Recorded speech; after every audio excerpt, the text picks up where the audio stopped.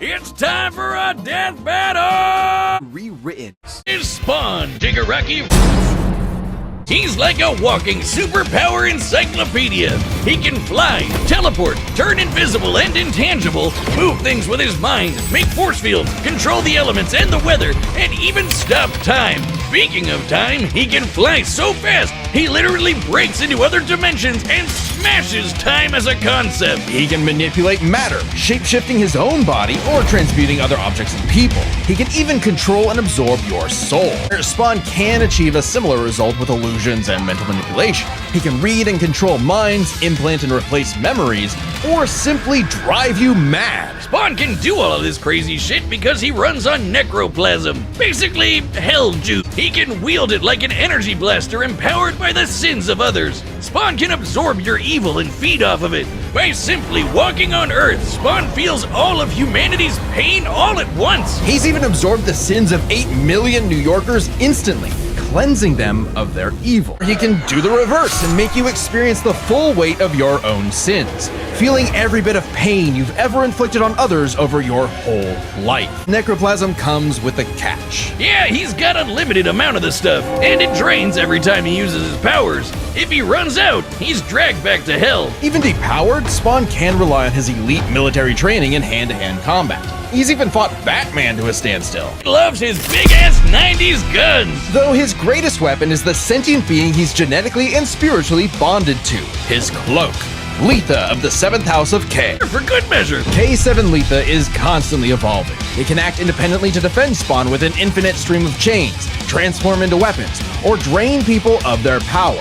It is the most potent weapon Hell has ever created. It even helps Spawn beat the primordial dark god Urizen, who can destroy and eat your soul with just a glare. Except the souls bonded to Spawn acted as a buffer, allowing him to survive. You'd think with an arsenal like that, he'd be unstoppable. But Hell Spawns have a weakness to holy weapons and can be killed permanently if decapitated by one. Though Spawn has managed to survive this in the past. No, Spawn's greatest weakness is his own stupidity. So Spawn fought this angel lady, Angela, had this dimensional lance that could wipe Hellspawn out of existence, and Spawn got it. But instead of, being cautious around a mysterious angel weapon that hurts him, he just had to push the big shiny button and activate it on himself. And so, Spawn was forever destroyed, until he reconfigured reality to undo his own inexistence. There we are, good as new! As King, Spawn is literally a part of Hell itself, gaining access to an unlimited pool of energy that increases 100-fold with every heartbeat.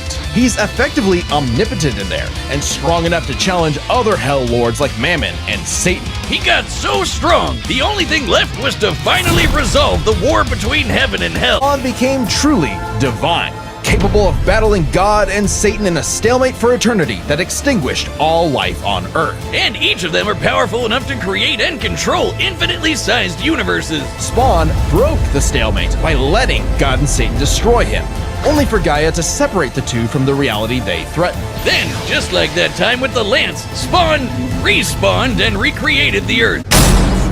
With that came a new name, Tomura Shigaraki, and an absolutely nightmarish quirk, Decay.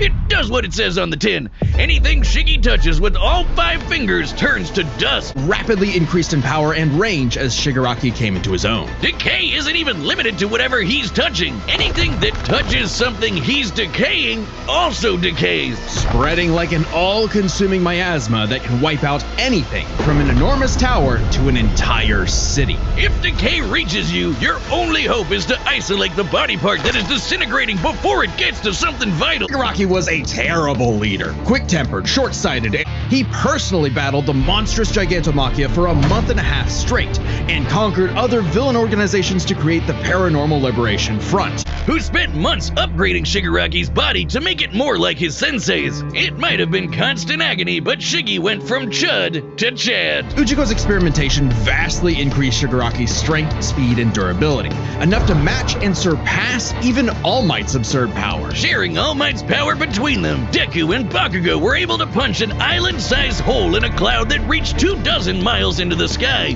We've calculated that before to be nearly 80 million megatons of TNT, almost as much as the meteor that wiped out the dinosaurs. And Shigaraki can now move fast enough that his body produces hypersonic shockwaves and can even catch laser beams. And he's tough enough to survive Star and Stripes' intercontinental ballistic cruise pod. Anyway, it also made a blast so big it showed up against the curvature of the Earth. Though he might seem invincible, when Shigaraki's body is pushed hard enough, he will evolve into a state of uncontrollable power. So Decay became more hands. Shigaraki can spontaneously generate flesh into existence, seemingly oceans of it in an instant, whenever he wants. He can even use it as a type of armor to defend himself in close combat. But that's nothing compared to Ujiko's greatest gift. All for One's quirk, All for One, allows its user to steal and store quirks with just a touch. And All for One has hundreds of them stored up, collected over the years. Each quirk is connected to a memory of its user's essence in the form of a spirit,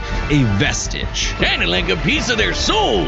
They exist in this kinda psychic world in Shigaraki's body, and can even act as a spiritual defense should it be invaded. And with those vestiges came quirks, like super fast healing, air blasts, radio waves, flight, telekinesis, teleportation of others, and the ability to track foes. He can even combine multiple quirks together, like in this big-ass electric Kamehameha. However, any vestige stolen or destroyed will also remove that quirk from Shigaraki's repertoire. They're also sentient, and some can even fight for control.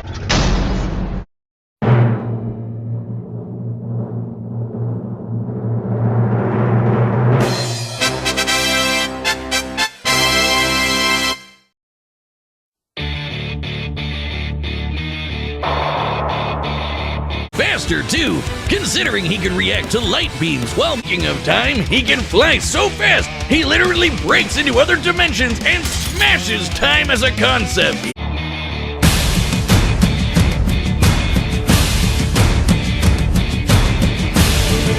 And surpass even All Might's absurd power. Sharing All Might's power between them, Deku and Bakugo were able to punch an island-sized hole in a cloud that reached 24 miles into the sky. We've calculated that before to be nearly 80 million megatons of TNT. Became truly divine, capable of battling God and Satan in a stalemate for eternity that extinguished all life on Earth. And each of them are powerful enough to create and control infinitely sized universes.